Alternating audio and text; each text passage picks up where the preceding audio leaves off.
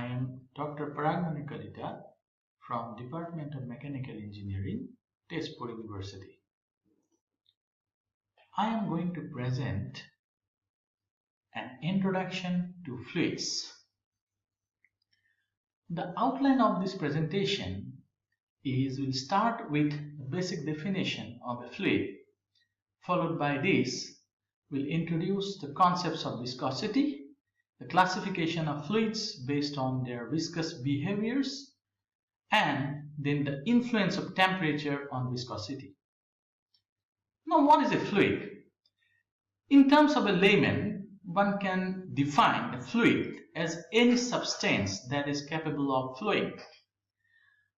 But if you want to go more specific, then the technical definition of fluid is that fluid is any substance that continues to deform as long as a shear stress is applied on it, however small it may be. Here, the word small is a keyword. To illustrate this point, we can focus on figure 1, where we have a flat surface shown with the hatched lines, over which there is a fluid having different layers. Now on the top surface, a shear stress is acting. Now as long as this stress acts, however small it may be, these layers will continue to move one above the other, and this continued movement, because of application of the shear stress, is a characteristic of any fluid.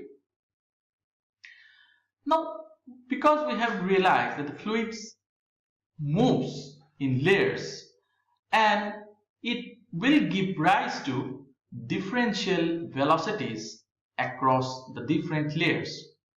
Now, based on this, we can define a property called viscosity. Now, what is viscosity? It is the property of a fluid that resists the relative motion among the different layers of a fluid. What we understand by this is that, say again in this figure 2, we have a solid surface.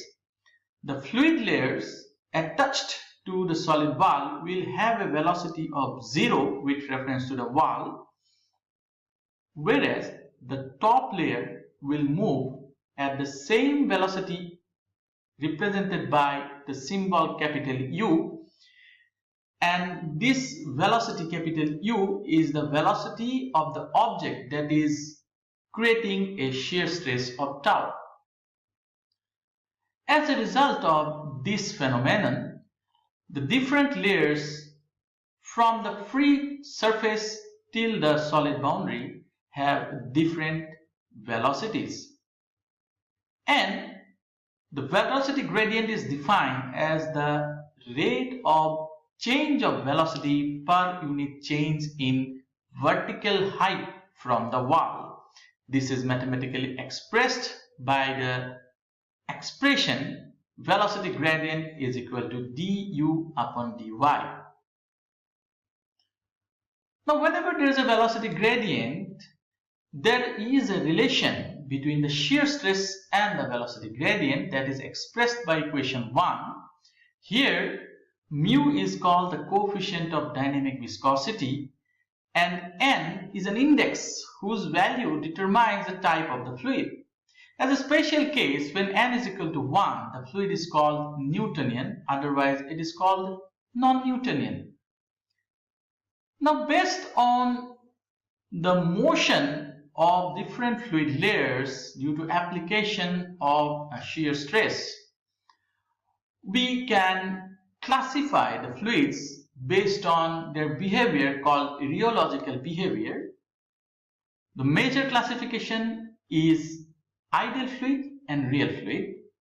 Ideal fluid, as the name suggests, will possess basically zero viscosity, and in that case there will be no shear stress created because the viscosity is 0. Whereas a real fluid, as the name itself suggests, will possess some finite amount of viscosity. Again, based on the viscous behavior or the rheological behavior, these real fluids can be further classified into Bingham plastic, dilatant fluid, Newtonian fluid, and pseudoplastic. Now these different kinds of fluids are shown in figure 3. We can see an ideal solid where whatever shear stress we apply, there will be no velocity gradient created. Whereas an ideal fluid is one where irrespective of the velocity gradient, the shear stress is zero.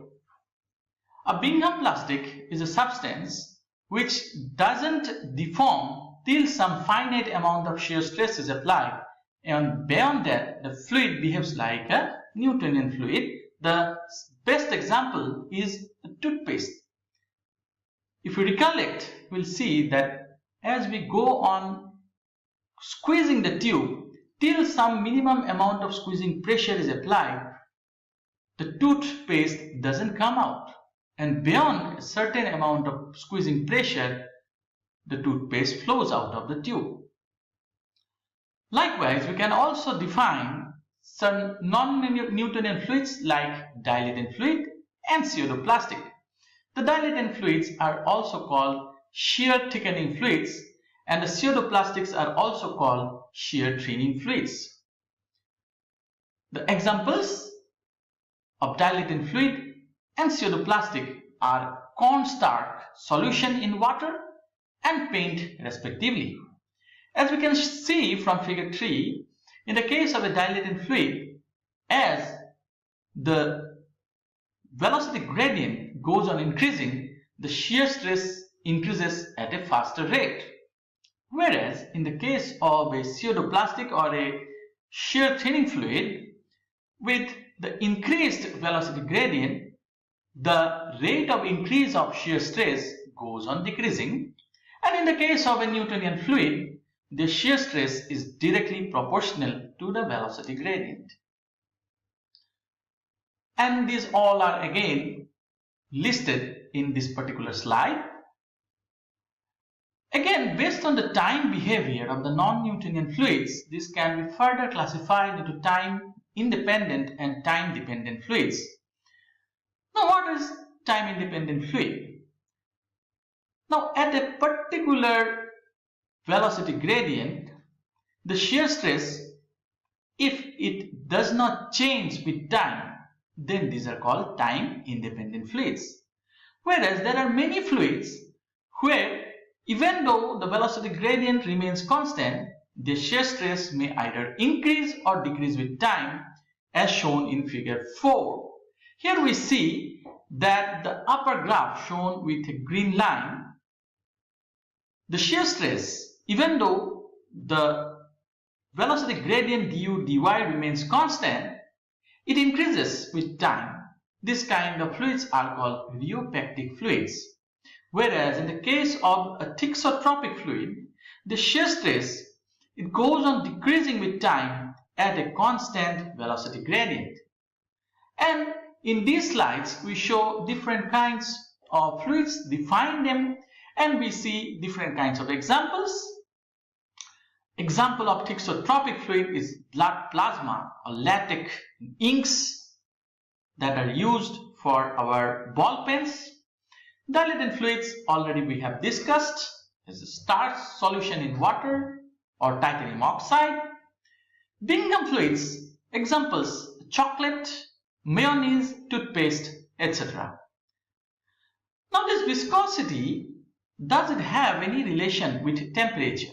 The answer is yes. However, the behavior of viscosity for a liquid and for a gas, they are different. This is because of the inherent mechanism of the development of viscosity in liquids and gases. In the case of a liquid, the viscosity is primarily because of the intermolecular cohesive forces, whereas in the case of a gas, the viscosity is because of the intermolecular collisions. Now, in the case of a liquid, when the temperature increases, the intermolecular cohesive forces decrease. As a result of this, the viscosity of liquids decreases with temperature. In the case of a gas, however, as the temperature increases, the random kinetic energy of the gas molecules also increase, and this leads to more vigorous intermolecular collisions, and this gives rise to increased viscosity with the rise in temperature. This behavior of liquid and gas is shown in figure 5. Thank you.